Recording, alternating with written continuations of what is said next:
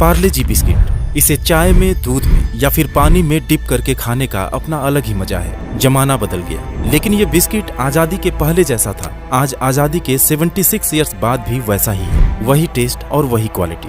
हालांकि इसमें इस्तेमाल होने वाले raw materials, man power, machinery और ट्रांसपोर्टेशन कॉस्ट 10 गुना तक महंगे हो गए। लेकिन पिछले 30 सालों से इसका छोटा पैक सिर्फ 5 रुपए का ही मिलता है। एक बार 50 पैसे दाम बढ़ाने की कोशिश भी हुई, लेकिन उसके खिलाफ लोग सड़कों पर उतर गए और आज ये इंडिया में ही नहीं बल्कि पूरी दुनिया में सबसे ज्यादा बेचा जाने वाला बिस्किट है। लेकिन हैरानी की बात है कि इतना सस्ता पार्ले जी बिस्किट बेचकर भी कंपनी लॉस में नहीं बल्कि बहुत ही ज्यादा प्रॉफिट में है। साल 2013 में जहां कंपनी का रेवेन्यू 5000 करोड़ था, वो आज 16000 करोड़ को भी क्रॉस कर चुका है। और ऐसा होने के पीछे पार्ले कंपनी की एक सोची समझी स्ट्रेटजी है। आज की वीडियो में हम पार्ले कंपनी की शुरुआत से लेकर अभी तक की पूरी जर्नी के साथ ही उस राज को भी जानेंगे जिसने कंपनी को इस मुकाम पर लाकर खड़ा कर दिया। पार्ले कंपनी की कहानी शुरू होती है आजादी से पहले, जब मार्केट में विदेशी चीजें खूब महंगे दामों पर बेची जाती थी। बिस्किट्स और कैंडी जैसी छोटी चीजें भी इतनी महंगी थी कि सिर्फ अंग्रेज ही उसका इस्तेमाल कर पाते थे। और ये बात मुंबई के एक सिल्क व्यापारी मोहनलाल दयाल जी को हमेशा खटकती थी।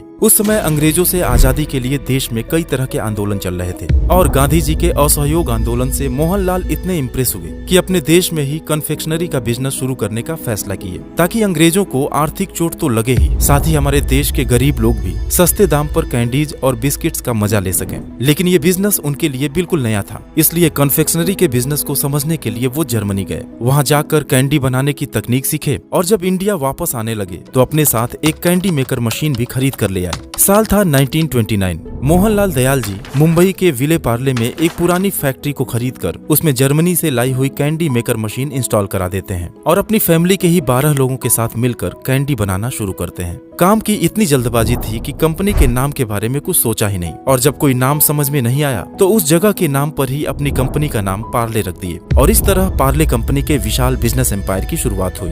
पार्ले कंपनी का पहला प्रोडक्ट था ऑरेंज कैंडी। हालांकि उसके बाद भी कई और तरह के कैंडीज बनाए गए जिसने मार्केट में बहुत ही तेजी से अपनी जगह बनाई, क्योंकि यह देशी स्वाद में बनाया गया भारत का पहला कॉन्फेक्शनरी प्रोडक्ट था। उस समय अंग्रेज अपनी चाय के साथ इंपोर्टेड बिस्किट खाया करते थे, इसलिए मोहनलाल जी ने सोचा कि क्यों ना आम इंडियंस के लिए भी कैंडी की तरह बिस्किट्स भी इंडिया में ही बनाया जाए। और साल 1939 में उन्होंने पार्ले ग्लूको बिस्किट बनाना शुरू कर दिया। गेहूं से बना यह बिस्किट इतने कम दाम का था कि गरीब लोग भी इसे खरीद सकते थे, और इसका सिर्फ दाम ही कम नहीं था बल्कि टेस्ट में भी यह बिस्किट काफी अच्छा था। इसलिए देखते ही देखते यह इंडियन मार्केट में इतना तेजी से पॉपुलर हुआ कि अंग्रेज भी पार्ले ग्लूको बिस्किट को यूज करने लगे और मार्केट में मौजूद ब्रिटिश ब्रांड के बिस्किट्स भी पीछे होने लगे। यहाँ तक कि सेकेंड वर्ल्ड वॉर के दौरान ब्रिटिश इंडियन आर्मी ने भी पार्ले ग्लूको का खूब इस्तेमाल किया, जिससे यह कंपनी अच्छे प्रॉफिट में आ गई। लेकिन वॉर जैसे ही खत्म हुआ, देश में गेहूं की कमी होने लगी। 1947 में अंग्रेजों से आजादी और उसके बाद देश के विभाजन ने इस क्राइसिस को और भी ज्यादा बढ़ा दिया। पार्ले को इतना भी रॉ मटेरियल नहीं मिल पा रहा था कि वो प्रोडक्शन को जारी रख पाए। मजबूरन कंपनी को कुछ दिनों के लिए बंद करना पड़ा। लेकिन जब फिर से हालात कुछ बेहतर हुए और पार्ले ने बिस्किट्स का प्रोडक्शन शुरू किया तो कई दूसरे ब्रांड्स के भी ग्लूकोज बिस्किट मार्केट में बिकने लगे थे। हर कोई अपने बिस्किट के नाम के पीछे ग्लूको या ग्लूकोज का इस्तेमाल करने लगे।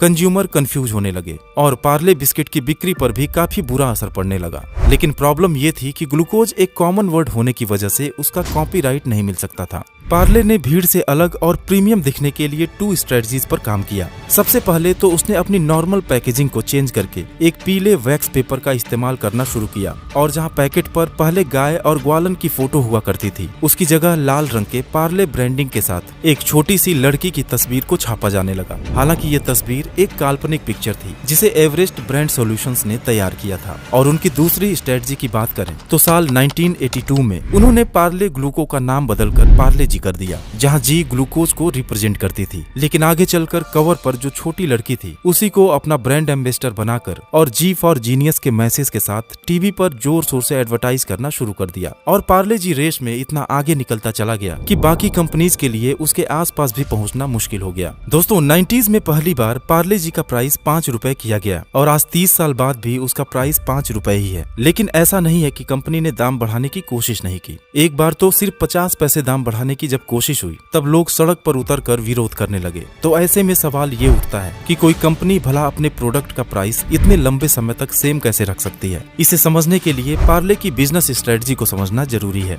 अब लोगों के प्रोटेस्ट ने तो ये साबित कर दिया था कि पार्ले जी अब देश का बिस्किट बन चुका है और गरीब से लेकर अमीर तक हर कोई इंसान इसको पसंद करने लगा है। बस इसी बात को कंपनी ने भुनाना शुरू किया। पार्ले जी बिस्किट को कंपनी ने ड्राइवर प्रोडक्ट बना दिया, यानी कि इसे प्रॉफिट के लिए नहीं बल्कि इसलिए बेचा जाने लगा ताकि अपनी पॉपुलैरिटी और कम कीमत की वजह से पार्ले जी हर दुकान, हर घर और हर वर्ग के लोगों के बीच नजर आता रहे, जिससे कि कंपनी की ब्रांड अवेयरनेस बनी रहे। लेकिन बिना प्रॉफिट के सिर्फ अवेयरनेस से तो कंपनी चल नहीं सकती। इसलिए पार्ले ब्रांड के अंदर धीरे धीरे मोनाको, क्रैकजैक और हाइड एंड सीक जैसे हाई प्रॉफिट प्रोडक्ट्स को भी लॉन्च किया गया। और इस तरह कंपनी जो प्रॉफिट पार्ले जी से नहीं कमा पाती वो इन प्रोडक्ट से एडजस्ट कर लेती है। लेकिन ये स्ट्रेटजी भी ज्यादा दिन तक काम नहीं कर सकती थी, क्योंकि कंपनी के टोटल सेल्स में पार्ले जी का कंट्रीब्यूशन 50% से भी ज्यादा का है और महंगाई की वजह से पार्ले जी बिस्किट का प्रोडक्शन कॉस्ट काफी तेजी से बढ़ने लगा। लेकिन मुसीबत ये थी कि दाम तो बढ़ा नहीं सकते थे, इसलिए दाम को 5 रुपए पर ही फिक्स रखते हुए कंपनी ने पैकेट के साइज को छोटा करना शुरू कर दिया। 90s में जो पार्ले जी 5 रुपए में 100 ग्राम के पैक में मिला करती थी, आज 5 रुपए में सिर्फ 55 ग्राम का पैकेट मिलता है, यानी कि दाम तो लगभग दूना हो गया, लेकिन लोगों को एहसास तक नहीं हुआ। इसके अलावा भी पार्ले ने कुछ बुनियादी चीजों पर इतनी बारीकी से ध्यान दिया कि उनका प्रोडक्शन कॉस्ट अपने कॉम्पिटिटर से हमेशा कम रहा है। जैसे कि वो रॉ मटेरियल्स काफी सस्ते रेट पर सीधे उसके सोर्सेज से ही खरीदते हैं, जिससे कि बीच के मीडिएटर का कमीशन खत्म हो जाता है। कहते हैं ना कि जो पैसा रॉ मटेरियल्स की खरीद में बचा लिया जाए वो कंपनी के लिए सीधा नेट प्रॉफिट की तरह होता है। और दोस्तों आप तो जानते ही हैं, कन्फेक्शनरी और फूड इंडस्ट्री में वेस्टेज एक बड़ी प्रॉब्लम है, लेकिन पार्ले की एक बहुत ही अच्छी बात ये भी है कि उनका वेस्टेज ना के बराबर है। आपको जानकर हैरानी होगी कि पार्ले जी का 115 टन बिस्किट बनाने में सिर्फ 1% का वेस्टेज होता है। साथ ही उनका प्रोडक्शन लाइन भी इतना प्रॉपरली मैनेज्ड है कि उसकी एफिशिएंसी भी काफी हाई है, जो प्रोडक्ट के कॉस्ट को कंट्रोल करने में मदद करती है। पार्ले को जब ये रियलाइज हुआ कि उनके कस्टमर्स काफी प्राइस सेंसिटिव हैं, तो उसने अपने ब्रांडिंग और पैकेजिंग जैसी चीजों पर होने वाले खर्च को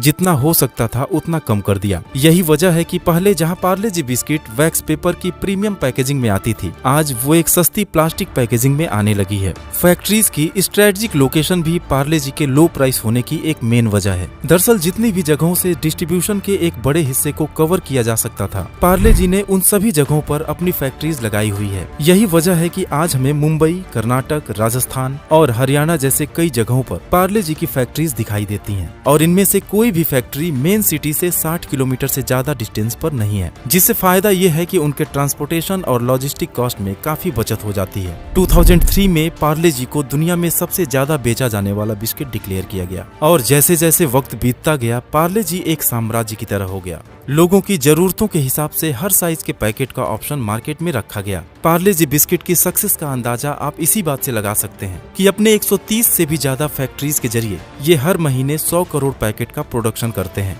देश के 50 लाख से भी ज्यादा रिटेल स्टोर्स के जरिए पार्ले जी बिस्किट को बेचा जाता है और हर सेकेंड लगभग 4500 लोग इस बिस्किट को खाते हैं। इंडिया के अलावा दुनिया के 7 और कंट्रीज में भी इनके मैन्युफैक्चरिंग प्लांट हैं। 2013 में जब कंपनी ने बताया कि सिर्फ बिस्किट से ही उन्होंने करीब 5000 करोड़ की सेल की है, तो हर कोई हैरान हो गया, क्योंकि पार्ले जी यह करिश्मा करने वाला भारत का पहला FMCG ब्रांड था। कोविड लॉकडाउन के दौरान भी कंपनी का सेल्स गिरने की बजाय इसके सेल्स में तेज उछाल देखने को मिला, क्योंकि सबने पार्ले जी बिस्किट पर ही अपना भरोसा जताया था। तो दोस्तों ये था पार्ले जी बिस्किट की पूरी कहानी। उम्मीद है कि ये वीडियो भी आपको पसंद आई होगी।